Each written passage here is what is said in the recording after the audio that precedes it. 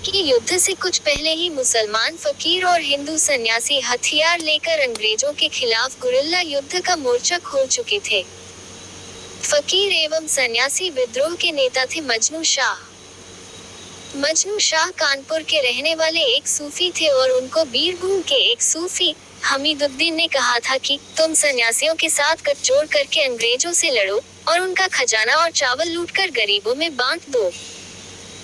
इसके बाद मजनू शाह के नेतृत्व में हजारों फकीर और सन्यासियों ने अंग्रेज और उसके पिट्ठू जमींदारों के खजाने लूटे और गरीबों में बांटे। ढाका से लेकर पटना तक जगह जगह अंग्रेजों के साथ युद्ध हुए, जिसमें अंग्रेजों को अपने कई अफसर और फौजी खोने पड़े। 1786 में मजनू शाह की मौत के बाद विद्रोह की कमान मूसा शाह के हाथ में आई। लगभग 1800 तक चला ये विद्रोह आज इतिहास की किताबों से नदारद है।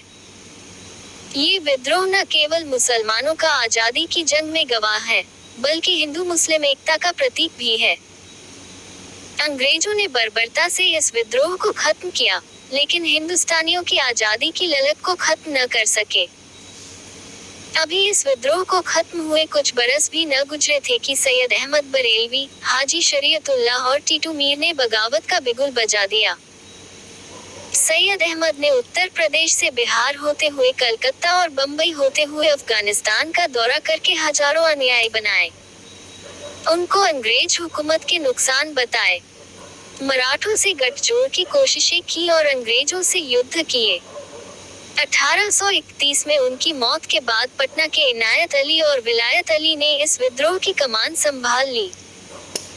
भारत अफगानिस्तान की सीमा पर इन्होंने कबालियों को इकट्ठा करके अंग्रेज फौज के साथ युद्ध किए।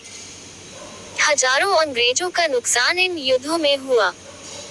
1852 और 1853 में जगह जगह हिंदुस्तानी सिपाहियों को इसलिए सजा दी गई कि वे इस विद्रोह के मौलवियों के कहने पर बगावत को तैयार हो गए थे। 1857 में जब विद्रोह का बिगुल बजा, तो सबसे पहले पटना में इस विद्रोह के नेताओं को गिरफ्तार कर लिया गया। हाजी शरीयतुल्लाह और उनके पुत्र दूदू मियां ने बंगाल में किसान और आम जनमानस के साथ मिलकर अंग्रेज और उनके जमींदारों के खिलाफ जंग का ऐलान कर दिया। उनको फरायजी कहा गया। जगह जगह इन लोगों ने अंग्रेजों से लोहा लिया। टीटू मीर ने भी बंगाल में गरीब किसानों के साथ एक सेना का गठन कर अंग्रेजों से युद्ध छेड़ दिया था। कुछ इलाकों में तो इन्होंने अपनी अदालत तक कायम कर ली थी। 1831 में एक युद्ध के दौरान टीटू शहीद हो गए और इनके सैकड़ों साथियों को गिरफ्तार कर लिया गया। गुलाम मासूम, जो कि टीटू के सेनापति थे, फांसी पर चढ़ा दिए गए। तस्वीर 1863 की है, जिसमें अंबाला जंग के बाद अंग्रेजों की कैद में कई विद्रोही सिपाही। इसी जंग के बाद पटना के मौलवी अहमदुल्लाह, मौलवी यहिया अली, मौलवी अब्दुल रहीम को गिरफ्तार किया गया।